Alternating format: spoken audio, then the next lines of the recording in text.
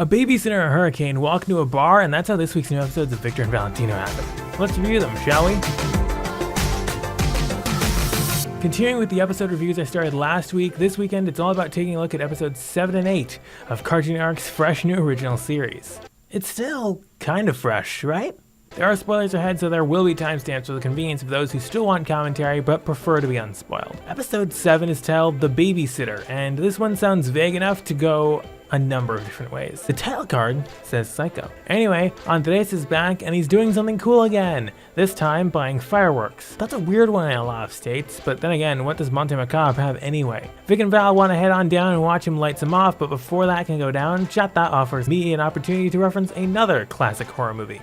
Here's Sochi. She quickly establishes herself as no nonsense and in fact a few steps away from being a babysitter from hell. She's not as cruel as say Vicky, but certainly still a silent nightmare for the children unfortunate enough to be under her care. Nothing gets past her. Or perhaps it's all a ruse in hopes of Sochi getting the kids out of her hair to strike out on her own, as our two kids unexpectedly find out. They all need each other, however, when a bit of tummy trouble and a menacing dog puts an early end to everyone's plans.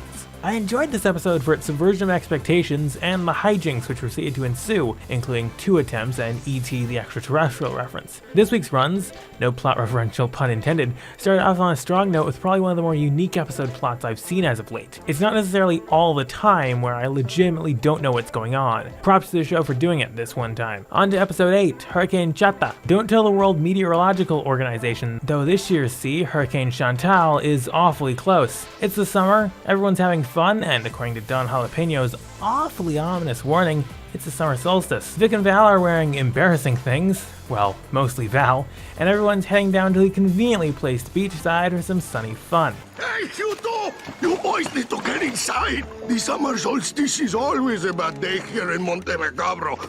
Don, y'all, this show, pick a pronunciation of macabre and stick to it.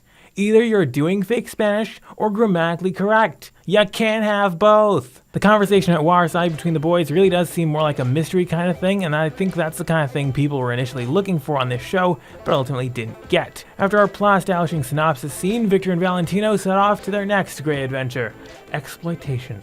To be fair, it's for a good cause. The Victor and Valentino New Bathing Suits Fund. Okay, that's debatable, but again, it's just plot pushing at this point. Time to bring the trouble. And trouble they bring, especially on Victor's part, all to maintain their own ruse. Who knew wave pool maintenance was so much work? Victor's wave accelerant goes belly up faster than you can come up with appropriate surfer slang for the situation, and it's up to them to sell things down. This episode was also pretty decent. It feels like the show is starting to figure itself out now, which is good news, though chances are you probably already liked it if you've watched this many episodes in, so it does not win back anyone who bailed on first impressions 2 weeks ago. I like how these episodes pair well together. The irresponsibility of the babysitter to some extent trying to ditch her responsibilities, and the irresponsibility of the boys in exploiting circumstances for personal gain. But there aren't necessarily morals here to be learned, or at least they're not forced upon you in any way. You just get to sit back and ride the waves this episode surfs on, references to the episode intended. Both of this week's episodes were well done and relatively unexpected. This is probably not the direction anyone was expecting the show to go in, but they're making all the right moves to make it work. They were well written and pretty well paced. The Babysitter was slightly better than Hurricane Chata, but only by so much. And they were both solid episodes. If you told me even a year ago that I'd enjoy a Cartoon Network show so much that I'd be doing weekly episode reviews on it, I would have said you were crazy and that Cartoon Network was basically irredeemable. This show proves that that isn't entirely the case. This show doesn't have any overarching story, so there's no real room for fan theories, but I do want to see how the show progresses. Part of me still wants to see the development of a narrative, but I'm growing increasingly more content with just the show as it is. It's fulfilling, it's well-rounded, and this week has shown it knows how to fill an 11-minute episode. If they can keep this up, I have no doubts that Victor and Valentino will be a cartoon to be remembered, or at least criminally underrated, instead of just bad. Don't forget to check out my other Victor and Valentino videos if you haven't already. Those links are down in the description. I'll have another recap here next week, so subscribe so you can see it first. I'm Benzie Johnson Jr., I'm enthusiastic about television, and I'll see you next time.